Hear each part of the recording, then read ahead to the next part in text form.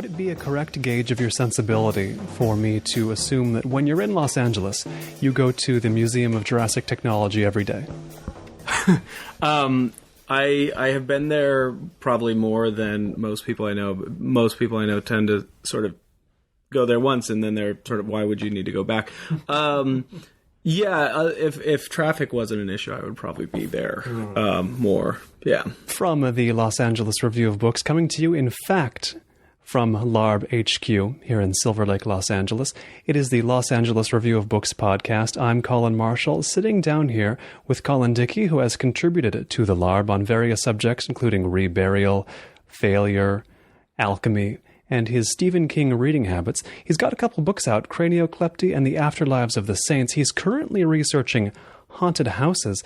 And, you know, I mention the Museum of Jurassic Technology because I guess it has the element of being a whole place where fact meets fiction, where fiction meets nonfiction. Is that where you make your camp in life, in work? I'm reading John Glaser's, Glasser, I'm not sure how to pronounce it, book on Athanasius Kircher right now, A Man of Misconceptions. And of course, as you know, he's a big part of the Museum of Jurassic Technology. And it's not that that stuff is fictional, but it's, Kircher was kind of, much of his science was somewhere between erroneous and ludicrous. And he, particularly after the scientific revolution, he was kind of thrown to the curb. And I think rather than that kind of the line between fact and fiction, I think what I'm really interested in are these ways of thinking, these histories that have been forgotten and sort of kicked aside. And so I'm drawn to those kinds of stories where there's something that we've neglected, sometimes for good reason, sometimes not, and sort of trying to unearth those. And those ways of thinking, though, they do get pushed into the sort of middle of the Venn diagram, not the line between fact and fiction, not the line between truth and falsity, but the zone where they both exist in equal measure. Does that make sense? Yeah, I mean, I guess doesn't Weschler talk, and Lawrence Weschler in Mr. Wilson's Cabinet of Curiosities talk about sort of trying to figure out whether or not Kircher is a real person or a fabrication? And I think that the things that are that marginalized and maligned, and again, with very good reason usually, they do kind of sort of blur into this realm of myth and legend, simply just because I think we're just not used to taking those ideas seriously and taking them seriously as nonfiction. I just mentioned you're doing some research on haunted houses. You have an article recently on the haunted hotels of downtown Los Angeles. What to your mind is hauntedness?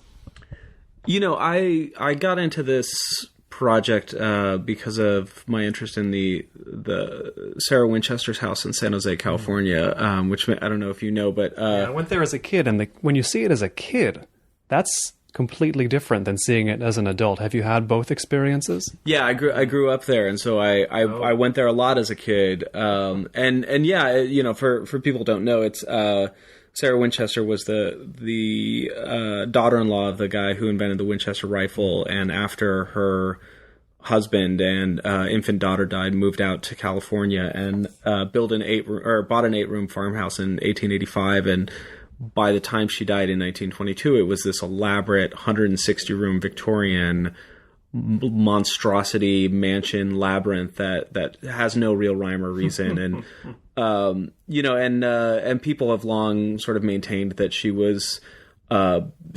built this house in this manner to ward off ghosts or to trick malevolent spirits, people who had been murdered by Winchester rifles that were pursuing her.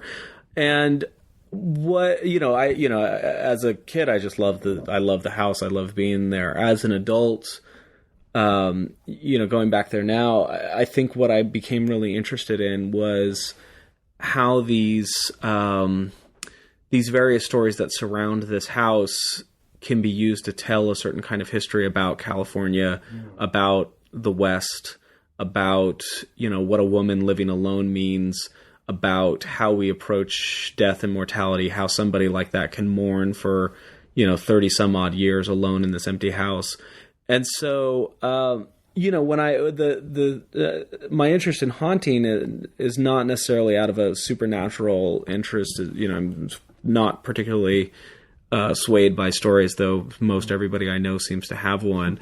But what I am interested in is what these stories tell us about the past and how we inhabit certain architectural spaces, how we inhabit old hotels in Hollywood and allow these stories of, dead starlets, overdosed musicians, whatever, sort of patrolling the walls, how that starts to sort of infiltrate our modern consciousness. Safe to say you're not interested in ghosts, but in what makes people start talking about ghosts and using ghosts as an explanation for things. Yeah, absolutely. Yeah, and the way that oftentimes, at least the working hypothesis is that these ghost stories take on a real meaning and a real cachet to the extent that they get at some underlying ambivalence or some sort of unresolved tension that we may feel that finds its best expression in ghost stories. What kind of phenomenon is best explained by ghosts? Not literally best explained by ghosts, as in that's the cause of these things, but what phenomenon is in people's minds best explained by ghosts? Does that make any sense? Yeah, well, I mean, I think one of the standard cliches is this idea that often you'll hear that a building or whatever is haunted because it's built on an Indian burial ground, right? Yes. You see that in The Shining, the movie. You don't see it in the novel, but you see it in Stephen King's Pet Sematary. So you see it and you see it all over the place. You see it in films all the time. And, for me, what I find really fascinating about that story is this idea of our maybe sort of ambivalence that we think that we, quote unquote, own the land. We white Americans, descendants of Europeans, believe that we, quote unquote, own the land, and yet are sufficiently unconvinced of that at the core that this idea that there might be an earlier claim to the land that we're unaware of that predates our getting there, which might sort of come back to haunt us. So, I think that's both a cliche but a sort of very obvious example of the way in which our, somewhat ambivalence about how white settlers took dominion over this country has sort of come back in a kind of horror movie cliche. You mentioned The Shining, Stephen King's novel, and Kubrick's adaptation of it, and I'm sure you're aware of the documentary out now, Room 376, 237. I was close, 376. Yeah. 237, about the people who, the Shining obsessives who theorize about The Shining. The one that has the most currency is that Kubrick intended this as one giant allegory for the slaughter of the Native Americans. Do you credit any of these interpretations of the movie, The Shining? I can't wait to see that film, and I love the idea of it. I love I guess one of them, which is doesn't have a lot of weight, but which I secretly like, is the idea that the film is constructed as a palindrome, that the opening shot mirrors the final shot and the second shot of the second to last and so on. That being said, I'm not one of these people who looks at, auteur directors or even auteur novelists as having these sort of grand, deeply layered visions that are there for us to unpack. I'm not a fan of Ulysses by Joyce for similar reasons. So I love sort of entertaining these ideas. I think so much of it is probably, what the costume designer had on hand, what the, some sort of shortcoming in the production design or a quirk of editing that then sort of opens up a conspiracy theory, or not, that's too strong a word, but a line of thought that somebody can sort of obsess over for some amount of time. Yet we couldn't put it past a craftsman like Kubrick wholly to have a grand design. I mean, he was known as somewhat obsessive himself, but Stephen King, even though his version of The Shining was not Indian burial ground driven. Mm-hmm. Reading a Stephen King book, you would never read an allegory into one of his stories, would you? I mean, you wrote a piece for the LARB about reading all of Stephen King's books in junior high. I, too, read his books only in junior high. Not as many, I didn't get to all of them, but not an allegorical writer necessarily, is he? No, I mean, yeah, that's something that when I was thinking about that piece and thinking about Stephen King, who's on the record as being a big fan of Shirley Jackson and The Haunting of Hill House, which influenced Salem's Lot and some of his other works, and I'm also a huge fan of that novel as well.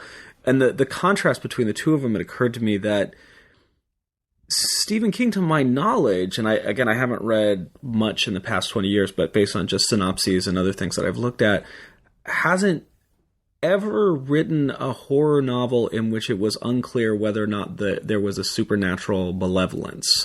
He's written, I mean, obviously, The Body and Shawshank Redemption are novels that are not horror novels, and so there's no supernatural quality to them. But the supernatural novels, and I could be wrong, but so far as I know, there is always a supernatural element, so that you'll never find him doing something like Turn of the Screw or The Haunting of Hill House, where the point in some ways is the psychology of the person who is sort of undergoing this haunting. There's never a doubt.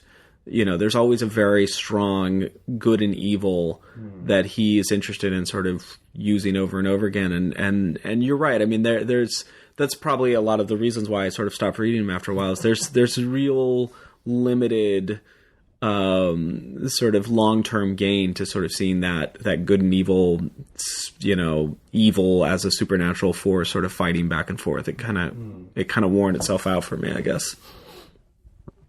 But why did we like those books so much then in junior high? I mean, what about... I'm not saying Stephen King writes specifically for junior high schoolers, but I knew a lot of friends who were also going through Stephen King's books at that time. What about that writing? What did that tap into for you in that time of life? It's weird. I just reread It last fall. I don't know if you ever got to that one. It seemed a little long. I don't think I got to it. Yeah, it's basically it's about the clown underground or something. I mean, it's almost like I can't believe I'm saying it's the one about the killer clown underground, and you're just like, yeah. Like, it's actually about that, and it's a big book, like a substantial best-selling book about a killer clown who lives under the street. Yeah, pretty much. I mean, yeah, pretty much. That's it. Why does he live under the street? He lives under the street because he lives in the sewers, and the town. The tiny town in Maine, there's this kind of old sewer network that the children sort of gradually descend into. It's Stand By Me with a evil clown, because like both of those novels are basically about the importance of friendship when you're 10, right. And that sort of that bond through life. So as I read it again. On the one hand, I was amazed at the skillfulness of the plotting. That novel sort of works with the kids fight the evil clown when they're 10 or 11 or 12 or whatever, and then they all reunite when they're in their late 20s or early 30s or something, and must finally do battle with it once and for all. And so there's these kind of parallel stories where it jumps back and forth in time, and it's just a master of plotting, and that's pretty easy to see. It's still about 500 pages too long, but it's, so on the one hand, I see the appeal as just like he's a skillful storyteller.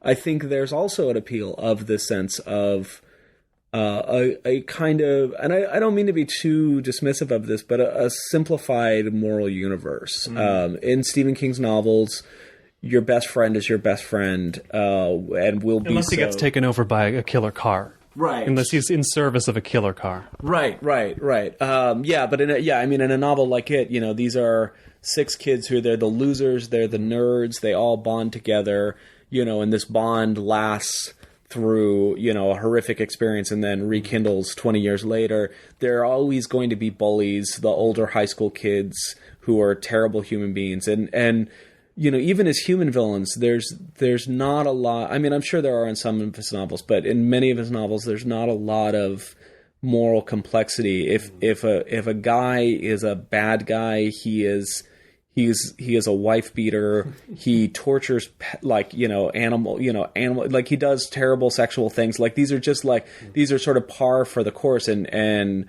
King has these kind of stock villains. But I think again, as an I was a nerdy kid, and I think I really resonated with this idea that nerdy kids had a kind of secret access to the rest of the world. So, it did. Yeah, I can see the appeal, but I'm sure it's different for different people. I don't know. I mentioned your most recent book is The Afterlives of the Saints, and reading the book, I didn't really think much about saints before, and then I came to think of saints reading this text as people who have done very extreme things in the name of certain religious motivations. Can you add to that definition at all, or is that enough? That's a pretty good that's a pretty good working definition. Yeah, I was interested in people who really lived in some sort of kind of extremism, which people who had chosen a path that was well beyond the bounds of acceptable, human behavior, and had really just decided to go there, and then sort of looking at how we react to people like that and how that's changed over the years. I mean, the book opens with Saint Simeon, who was a 5th century monk who went out into the middle of the Syrian desert, and found a 12-foot tall Roman column that was just sitting there, just climbed on top of it, and lived there for the next 37 years, except for he moved to a larger column at one point. As you would. Let me ask you this right here. When you read that somebody supposedly lived on top of a column for 37 years, do you literally believe it, or are you interested in what would make that story seem believable to certain people over time? Yeah, I mean, I maybe err slightly on the credulity sometimes, but it wasn't just him. It was actually a fact. There were a lot of guys and some women who at least stories of people. One guy who lived up there for 50 years, where people were throwing them. They were throwing them bread, and there's a great discussion by Louis Buñuel, who made a film about Saint Simeon called Simon of the Desert. And Buñuel, first heard this story from the work of a 17th century Jesuit whose name escapes me right now. And Buñuel talks about how there's this great line in the original count about how the side of the column had these sort of just the Saint Simeon's shit running down the side, and these kind of like wax rivulets, which is a great detail and sort of lends some amount of credibility to the thing. But Buñuel comes back and says, well, if all he was eating was lettuce and bread, then his shit would be sort of hard, sort of cold pellets, Yeah. So this so I guess like Buñuel, somewhat independent of whether or not he actually was up there. I love thinking about the mechanics of him being up there, and what that what that was like on a day-to-day life. And I for that chapter I asked a couple of doctors that I knew, what would that lead to heat exhaustion? I sort of was researching the ambient temperatures of the Syrian desert in the summer month, and how long could you stand out there, before you passed out and dehydrate, so I kind of got into what kind of long-term medical effects might result from that. And from what I could tell, not a lot. I mean, it wouldn't be good for you and probably accelerate your chances of skin cancer, but in and of itself, it was not an impossible feat. So, but I mean, that's just sort of one more way, I think, of getting into this question of, well, what does that life look like, and how can you live in such a manner without, falling apart one way or another? It's very tempting to draw a line between a saint on a column for 37 years and, in our modern world, this was a little while ago now, but like David Blaine hanging out in a lucite box over the Thames for however long. But is it valid to draw that line? Yeah, well, wait, I have to ask you, do you not think that he was up there? Do you think that's a fabrication? Blaine or the saint? No, the saint. Oh, I mean, I don't know. It's one of those things I would consider to be unknowable. Okay. So I'd almost rather it was falsified so we could treat it as a myth, but it's in the more interesting and harder to deal with area we've discussed, where it's like, we just have to treat this as true or false. Right, exactly. That's I think what I like those stories where you're right that they're not really falsifiable, and so you have to treat it as a story that is both potentially true and potentially false, and sort of run with that. But to answer about David Blaine, I mean, I think again that's I think what drew me to the saints that I chose, which were not always the kind of common, everyday, well-known saints. I wanted saints that did things that, by modern standpoints, would look somewhat ridiculous, absurd, or sort of grandstanding. I mean, Simeon wasn't known for his charitable works. He didn't perform a lot of miracles. He didn't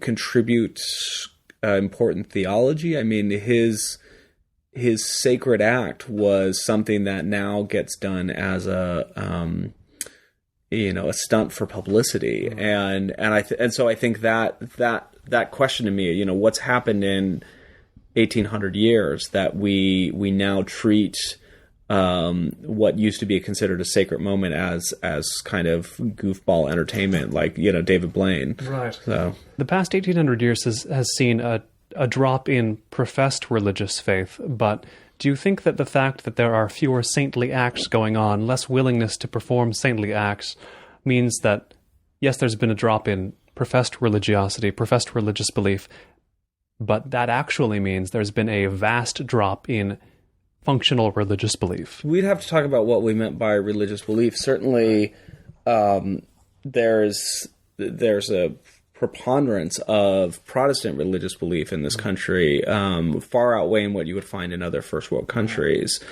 And to speak of Latin America or Africa, to say nothing of still much of Europe, I think there's not been as much of a drop in religious belief. And again, I don't have, statistics, but I think that narrative of we're not as religious as we once was is itself a kind of narrative about how we view religion now, in the same way that Michel Foucault talks about the sort of sexually repressed Victorians, and how it was a truism, quote unquote, for us to say that the Victorians never talked about sex, when in fact they talked about sex all the time. And Foucault's point is basically that's a way, when we say that the Victorians don't talk about sex, we're actually talking about how we ourselves talk about sex. And so anytime we talk about, the comparing our current religiosity to past religiosity, we're only talking really about ourselves. So yeah, but there are, the Catholic Church continues to beatify and canonize saints left and right. I mean, often they're quite controversial. The Nazi saint Pius XII.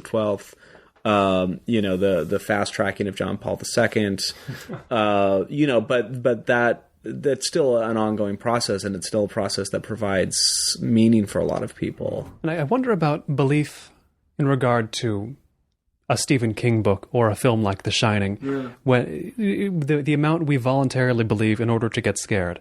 In junior high, when we both read Stephen King, and when I watched The Shining many times, we read and watched those things in order to be scared. And I was about to say, it seems like these days there are fewer genuinely scary novels and fewer genuinely scary films. Now they're all about being shocking, like how much sudden sprays of gore can make you jump. Sort of the obviously, I don't know if it's. I'm not blaming Eli Roth, but there's Eli Roth. Go ahead. But fine, due to Eli Roth, we've seen. It feels like to me we have less genuinely scary fiction in any form now than we once did. Or is that just me saying I am harder to scare now because I'm not 12 and not credulous voluntarily? I don't know. When you were 12, I don't know if you remember. I mean, did you read a Stephen King novel and think to yourself, there are actually these terrifying things, like there are, He doesn't try to make you believe that, does he? I mean, he's not writing Christine. I don't know why that's the one I'm going back to. Sure. He's not writing Christine saying, trying to make my readers are going to believe there are possessed cars, right? Yeah. I don't know. I mean, what I remember a lot of the ones I remember being scared by, there's a short story in Night Shift called The Boogeyman. Did you ever read that? I did, but I assume the audience is only somewhat familiar with Stephen King, so we should introduce everything. Yeah, so the Boogeyman is a short story, and his short stories were always the scariest because there was never any resolution. In the novels, the good guys always won. In the short stories, that you just were introduced to this horrific thing. And this guy, all of his 3 children have died of sudden infant death syndrome, or so everybody has led him to believe. But he is convinced that he's being possessed by, or he's being followed by this boogeyman that's coming out of the closet, and he's telling this story to this therapist. Who's listening very patiently, and he's doing the whole thing where he's lying on a couch with his back to the therapist, so he doesn't quite see that the therapist has disappeared into the closet, and at the end of the film or end of the story comes out, and the therapist is holding the therapist face mask in his hand, and he's become the boogeyman, and that. That terrified me, I think, more so than most of his stuff, in the sense that it was about that sort of inability to escape. That like one is sort of, that there's nowhere to run to. And so did I believe in the boogeyman as a concept? I guess I don't know. I didn't, but I don't know. I'm just trying to think out loud. Like, did I actually entertain, the possibility of sort of supernatural events when I was a child, and did I lose that? Or, even when I was being scared by these things, did I know it wasn't real? I don't know. That's why I was asking you if you remembered. I mean, did we think, I know there are no killer clowns, but there's probably murderers, which are not that different from killer clowns functionally in that they kill you. Right. And also that sewers are a little bit uncanny and unsettling. Right. I think you probably shouldn't go in them, even though there's no clowns there. Right. His talent was finding things that we again, we're sort of ambivalent about, like cars. Cars kill people. They kill people through drunk driving and accidents. Non-possessed cars kill people. As much as Christine ever did. More. Right. Exactly. And that, that novel, as I remember it, I don't know, I have good memories, but it, he's fetishized this classic car that he's rebuilt, and then the car sort of takes over and starts killing people. But and worse, the creepier part is that the car makes the nerdy kid into the image of like the ideal greaser that should drive in like the 70s, which is that is the most genius part of Christine to me, is the car possesses him also. I think it's like Ronald or something is his name. Right. Yeah. So so he basically just sort of. We talked a little about this with the haunted houses, but I think when King works well, he takes things that we're naturally ambivalent towards, and turns them on their head. Same thing with Cujo. I love dogs. My dog is the best dog on the planet. And growing up, we had a dog that I loved, but also this dog was the one we had growing up was a rescue, and every so often would just bite you, and was a big 80-pound dog with really sharp teeth. And the thing about Cujo is like this thing that you love sometimes turns on you, and so like I think that's what he did.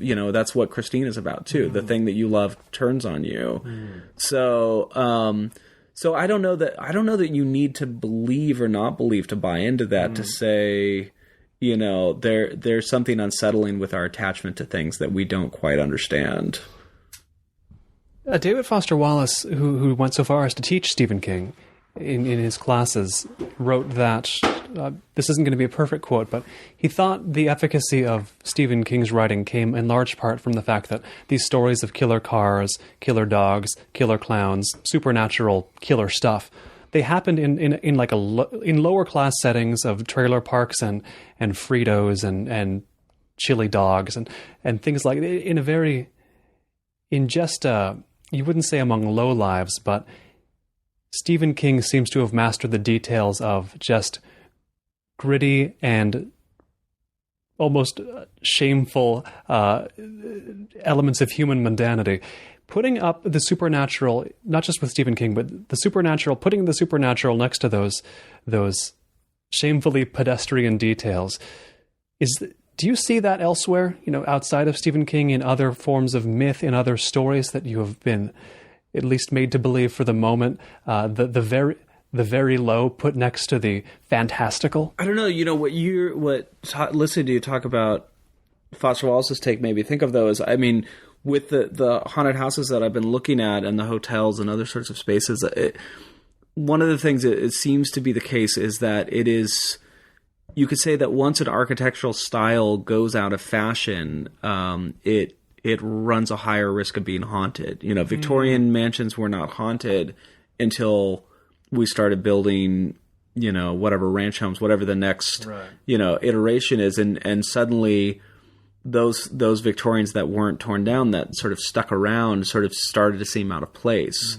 Same thing with a hotel like the Biltmore downtown Los Angeles. I mean, that's a hotel from the teens, and it's surrounded on all sides by, modern structures or completely rebuilt structures. And it's been renovated over the years, but it still has those old bones. And I feel like that's the kind of presence, the kind of architectural uncanny of buildings that have outlived their usefulness, but yet still kind of linger on.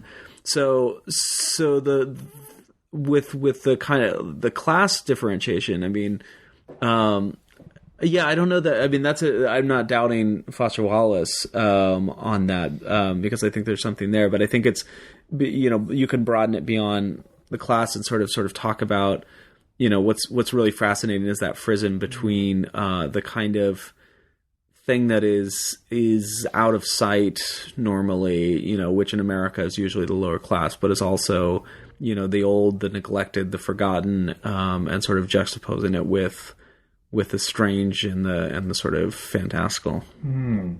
How much of a Lovecraft reader have you been?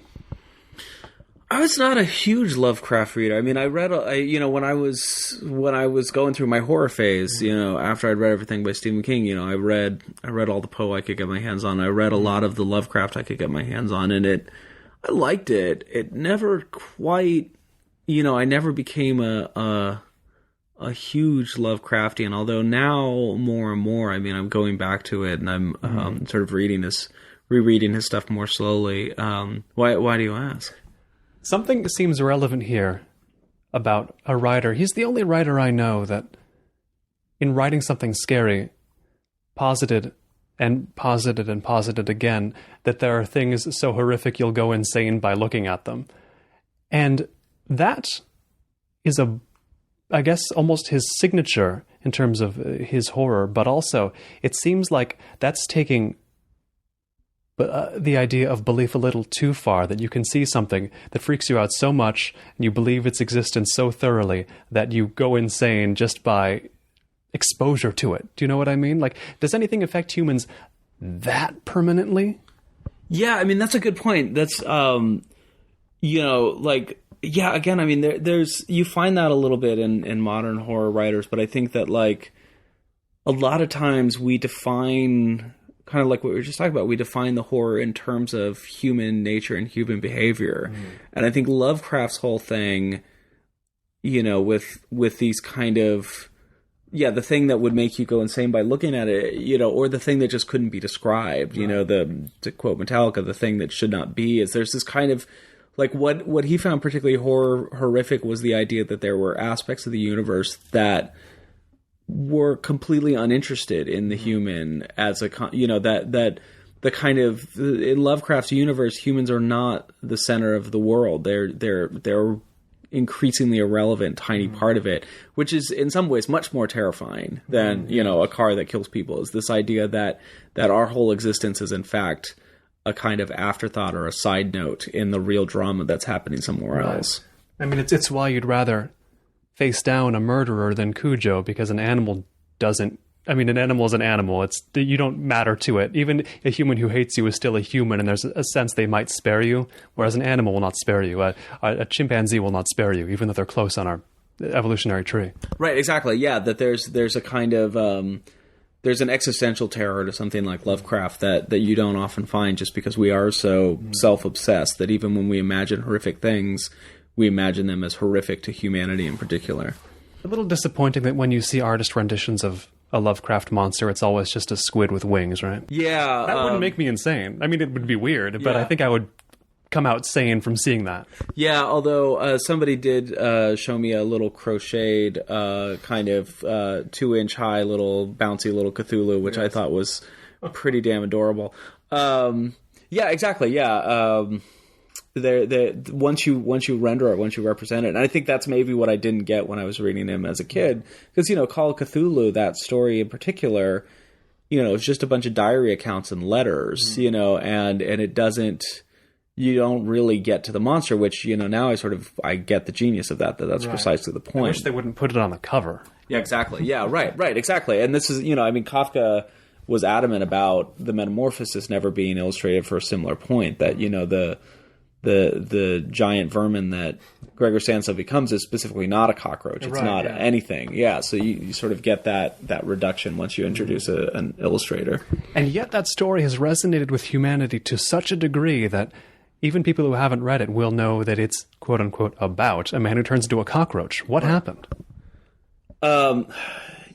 Yeah, that's interesting. I don't know the provenance of how that, how that took fire. I mean, I as much of a fan of Kafka am. I mean, and anybody who's read a substantial body of his work knows that story is somewhat of an outlier. That it's, quote unquote Kafkaesque is less about, turning into something weird and surreal so much as it is, not being able to get to where you're going and not being able to file a form in time or, sort of figure out what's going on. But that's, yeah, so it's not clear to me, I guess, why. I don't know. Do you have any thoughts? Well, it's hard to say, but because there's two issues here. There's the people believing that it's a cockroach, but also the fact that the story itself is resonant enough to become a meme. Kafka was interested in the creature not being described, but humanity believes that story in such a way that it doesn't matter if he turns into a cockroach or not. I mean, sure, he's a cockroach. Humanity, we care about something other than the fact that he turns into an unspecified creature, right? Yeah, maybe. I mean, I was thinking, when in the story, when he's described as having a sort of a large carapace or carapace, I never knew how to pronounce that. His shell. Yeah, right. The shell. Good enough. And the legs, and I think, the activity of the human mind is to sort of grope to find a way to, a category or a noun that would encapsulate all those things. And his genius in some sense is to refuse that, but he doesn't quite refuse it enough. Like, I think the more interesting creature in Kafka's world is the Odradrek in Cares of a Family Man, where which is a pretty short story in which ends up in the Saints book.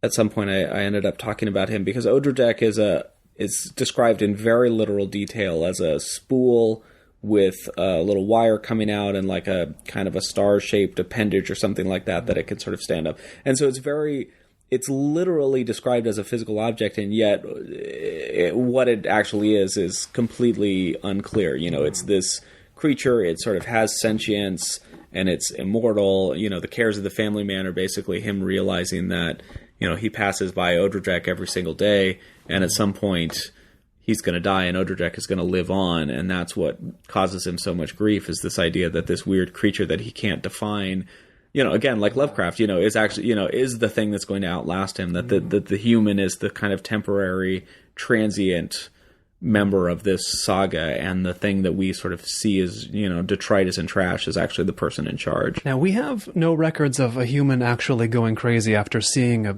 giant winged squid, but we do have records of humans having the subjective experience of a vision of God telling them what to do, and then they carried out those instructions, sometimes to achieve sainthood, ultimately.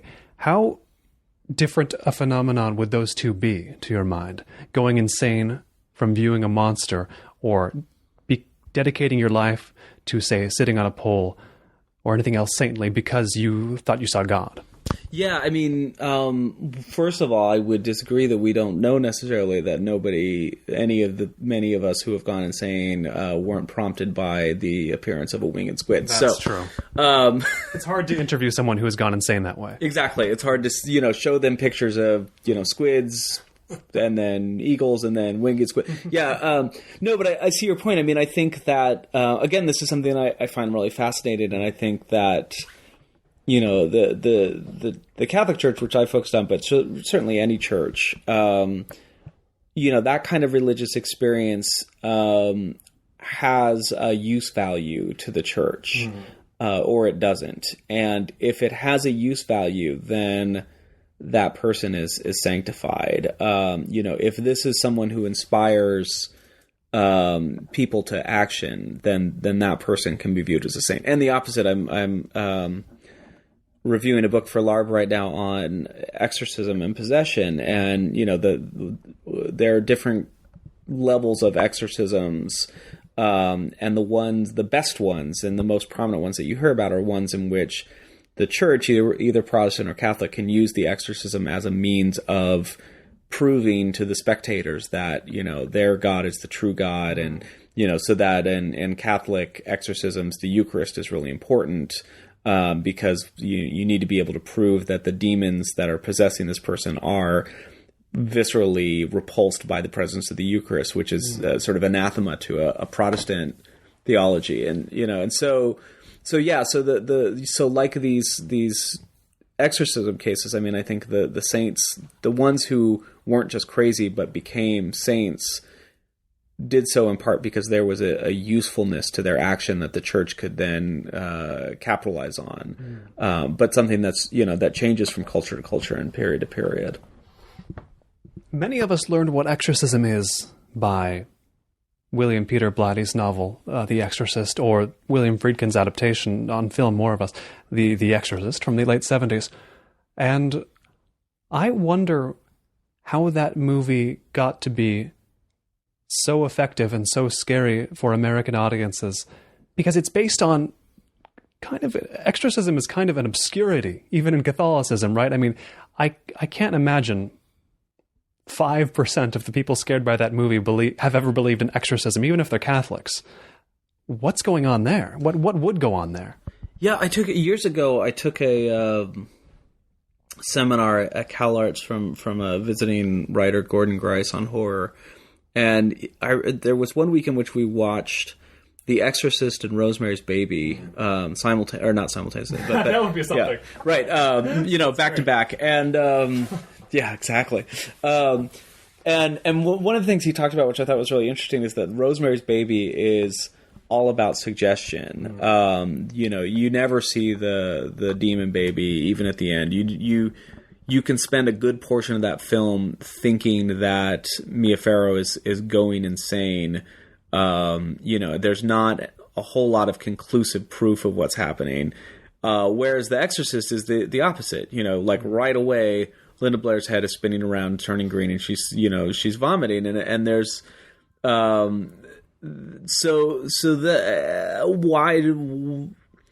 I think they're both really interesting strategies for horror. I mean, I think what's horrific about The Exorcist is that it's in this suburban home.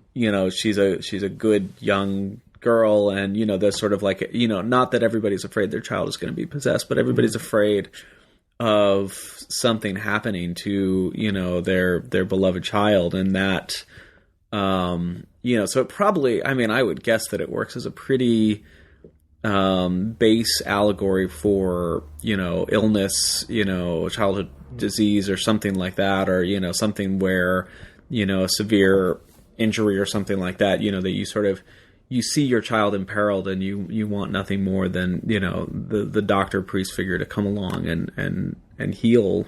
Yeah, I remember seeing The Exorcist in theaters when it had that brief revival in like 2000, 2002, around then.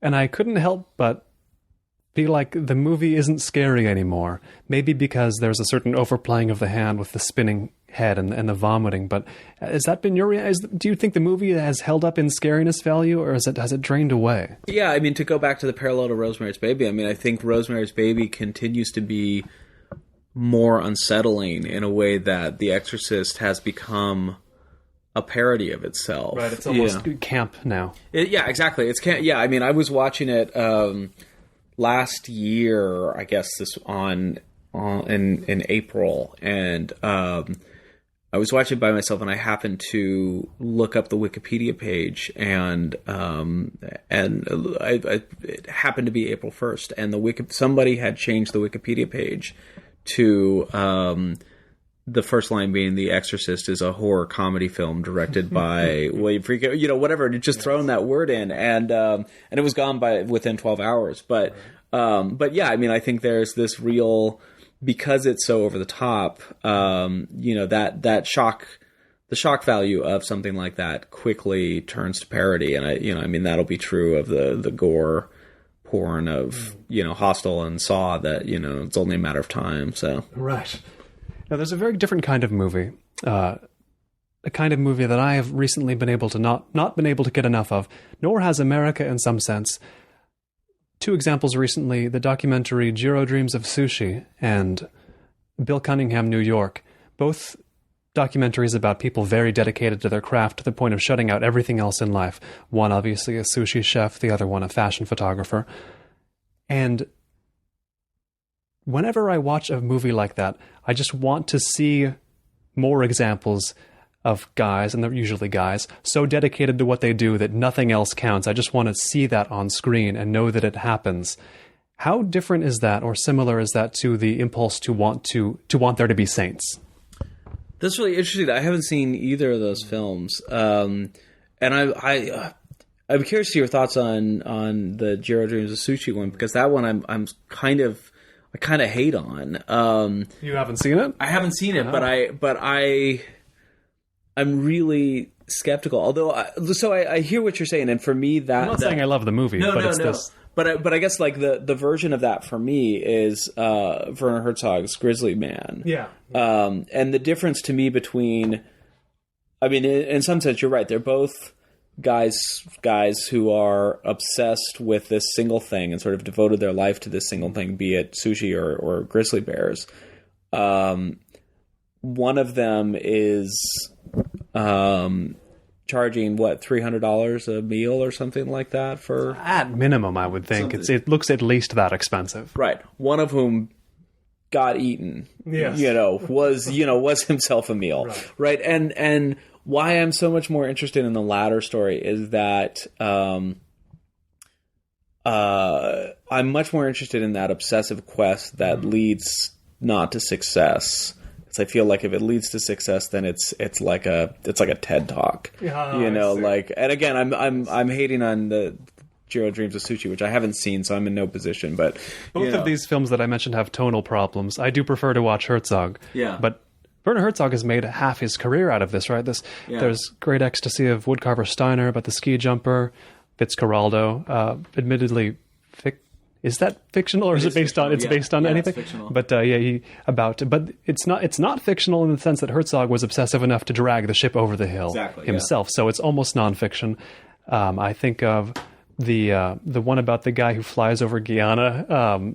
I'll think of the name of that later. But Herzog is the go-to for obsessives, right? Yeah, for kind of obsessives who have kind of failed in some sense. Not all of his people have failed, I guess. But yeah, I mean, that's what I really like about his films, is this idea of this kind of drive on the verge of madness, and particularly, I mean, the kind of ruin that leaves behind. I mean, I remember reading The Conquest of the Useless, which is Herzog's sort of diary of Fitzcarraldo, and just feeling like, I mean, yeah, to the extent that Herzog is his own protagonist in that film, like, no matter how crazy of a writer I become, how obsessed I get with a book, I'm never gonna destroy forests. I'm never gonna like kill people. I'm never gonna like ruin lives. You know, maybe my own, but you know, like, and this is perverse, but you know, very jealous of Herzog for his ability to pursue something to the point that just the capital of both human and sort of financial waste of Fitzcarraldo, you know, I think that's great. It's a terrible thing to say, but you know, like, yeah. So I'm really interested in these lives that are built around, you know, again, like Sarah Winchester, you know, who, you know, built this house sort of endlessly. I mean, you know, she was wealthy enough that she, you know, she could afford it. It didn't like run her to ruin, but you know, I mean, she wasn't building, you know, the World Trade Center or the St. Louis Arch or, you know, even Watts Tower. She wasn't building something that was designed for that she could, you know, when she was finished, kind of brush her hands off and stand back and marvel at it and allow, you know, all of these great people to come and visit and tell her what a wonderful thing she would build. You know, it was a very isolated, closed off pursuit. And I think that's really interesting. You know, I mean, to build a spectacle that's not designed to be seen by people, I think is really fascinating. Now, I think of the late career resurgence Herzog has had these past 10 years. Grandly, I could say that maybe we felt like we needed a filmmaking saint. He was there to take that role. But I wonder how much of the human desire for saints is absorbed by sports. I guess I'll only quote David Foster Wallace once more, but he wrote in his article about an obscure tennis player about 20 years ago. He said that these might be the holy men of our time, these sports heroes, like this obscure tennis player he's profiling who knows about literally nothing but tennis, who is, since the age of 2, known only tennis, who has gotten rid of every other part of life or had it gotten rid of for him. Do you think sportsmen fulfill the role for us at all? Yeah, no, that's really interesting. So, because I know the essay that you're talking about, and when he talks about how terribly written it is, and one of the things that I find really interesting about the genre of books about saints, which is the generic term is hagiography, the writing of a saint as opposed to a biography.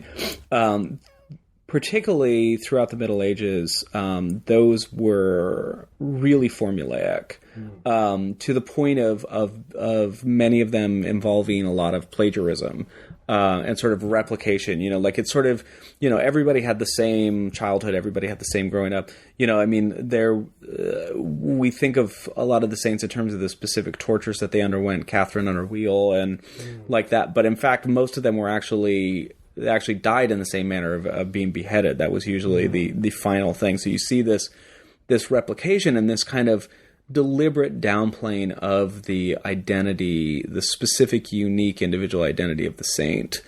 And so when I was reading Foster Wallace's essay on this really generically written biography of a celebrity, I mean, I should step in for a second and say to the listener, we're actually talking about two essays right now. We're talking a different one? We should bring in both, though. Okay. The first one I mentioned was on Michael Joyce, is the guy's name, about 20 years ago. It's in his collection, a supposedly fun thing I'll never do again. He follows him around. This, even more important, is an article called How Tracy Austin Broke My Heart. That's the one on Tracy Austin's, he talks about the horrible genre, to his mind, the disappointing genre of sports memoir, because it's all cliches. And he has this meditation on what would it be like to say, gotta concentrate now, or let's do this, and actually believe those words meant something and have them make you win a thing. Like, how could those words motivate saintly actions like these? You know what I mean? That's true. Actually, I've never read the supposedly fun anthology, so I apologize for that. But you're right. Yeah, and the one I'm thinking of is from Consider the Lobster, and so the point I guess I was making was that there's a real similarity between the hagiography as a genre and the celebrity autobiography, in the way that, be it Lee Iacocca or Sheryl Sandberg or Michael Jordan or Tracy Austin, it doesn't, you're just sort of replicating the same generic details of sort of quote unquote capital C celebrity. So to that extent, I think there are interesting parallels to be made. Beyond that, I mean, I think you're right. There, the kind of obsessiveness of a quest, sort of, that again, I think capitalism and sort of American culture can really use pragmatically in a way that the church would want to use, the excessive lives of a saint. I mean, I think of just on the way over here, I was listening to some NPR story about a project to get inner city kids to sort of make art. And, when they talk about their dreams, all of the guys, their number one dream is to be a professional basketball player. Number two dream is to be a professional football player. And that's the promise out. And I suppose somewhere in there is, maybe these kids are too young, but at some point, being a hip hop impresario will be, up there as well. And like that, the myth of that as the only viable route out of your life, I think probably on some level is quite useful for, maintaining a certain sort of status quo of, poverty and, not encouraging kids, say, to become dentists or, bankers or nurses or something like that, but to sort of, give them this kind of all or nothing dream that gets fed through the celebrity bio. Tiger Woods has been getting a lot of attention lately, playing in the Masters, and he is a sportsman who in the 90s we wanted to think of as a saint, as so singularly driven and focused. I think Accenture had a campaign that was "Be a Tiger" with a picture of it, so he became even a capitalist icon. Mm-hmm.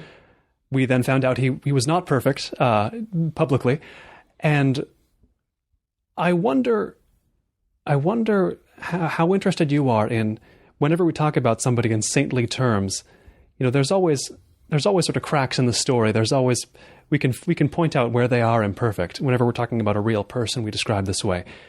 Do you think there's a sort of dual narrative we can hold in our heads? We can think of Tiger Woods as a sports saint and a personal wreck. We can think of a saint as being as perfectly sitting on a column for 37 years, but wanting to envision, the crap running down the side of the pole as well. Like, are we holding two conflicting ideas on our head and fine with that when we think about saints?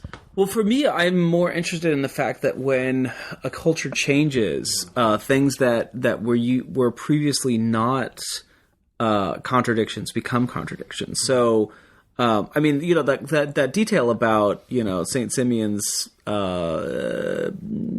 number two, that comes from a Jesuit priest, that when he was writing it, there was no contradiction there. That was just sort of, Saint Foy, who was a 12th century, she was a virgin martyr from the 6th century, but became very popular in southern France when her relics were stolen and moved to southern France. And she regularly murdered people that disagreed with her. She caused dysentery. She played jokes on people. There was my favorite story is about this knight who had a herniated scrotum and prayed to Saint Foy, who finally came to him in a vision and said, I've never really had a request like this, but here's what I want you to do. You should take your herniated scrotum to the blacksmith and get him to heat up a hammer until it's white hot and put the scrotum on the anvil and then have him pound the crap out of it. And he's like, okay. So he went there and, and he says to the blacksmith, this is what I want you to do. And the blacksmith is like, there's no way in hell I'm going to do that because you are going to die and then I'm going to go to jail. And he says like, no, it's cool. St. Foy told me it's cool. So the blacksmith's like, all right, you promise not to, as long as I'm not held blameless. And so, heats up this hammer and the knight, lays his junk out on this anvil. And, I won't sort of give away the punchline. It's in the book. But, that was narrated at the time as this is what a saint does. And now we look at that and we say that is psychotic. And so again, the contradiction to me is not, you're right. There are contemporary contradictions between Tiger Woods, the athlete, and Tiger Woods, the shitty husband. But there are other contradictions that are sort of historically revealed that I find really interesting. Like, why would 12th century France view this as a miracle and you and I view it as a sick joke? Right. And what does that say about the changing nature of human belief? Finally, what do you think is next in line to get discredited? What sort of things might we watch for discreditation? The ways we believe, might we watch for that? I don't know. I guess lately I've been a little interested in sort of psychiatry and the way in which the DSM has become so fraught and so political. And I'm not a Scientologist, anti-psychiatry. I'm not advocating that, but I do think it's becoming harder and harder for supposed bodies of power like the church or the American Psychiatric Association or whatever the APA stands for. Psychiatric or psychology? It's one of those. One of those two. Wikipedia listeners, check it out. I know. But I do know the difference between psychiatry and psychology. Right. That I will say. I just can't remember. Anyways, that it's getting harder for these institutions to come along and say we have the true, objective, unchallenged answer. The sex abuse scandal in the church has made that difficult for the Catholic Church. And the way in which pharmaceutical companies have increasingly run roughshod over, the APA. I think it's just, so I think I don't know exactly what's going to be the next thing to be discredited, but I do think that we are once again living in a time when there's a great tension between, what these institutions are telling us is 100% verifiable fact, and what is obvious and becoming a more and more obvious manipulation of that in the service of power. So, hopefully that will continue to accelerate to the point where we can sort of get some kind of meaningful change, but we'll see. I've been speaking here at Los Angeles Review of Books headquarters with Colin Dickey, contributor to the LARB and many other publications, author of Cranioklepty and The Afterlives of the Saints, and he's doing research right now on haunted houses. You can rest assured, listeners, that whatever comes out of that will be fascinating indeed. Colin, thanks so much. Thank you so much for having me. This has been a lot of fun. This has been the Los Angeles Review of Books podcast. I've been Colin Marshall. You can find much more at lareviewofbooks.org. Thanks.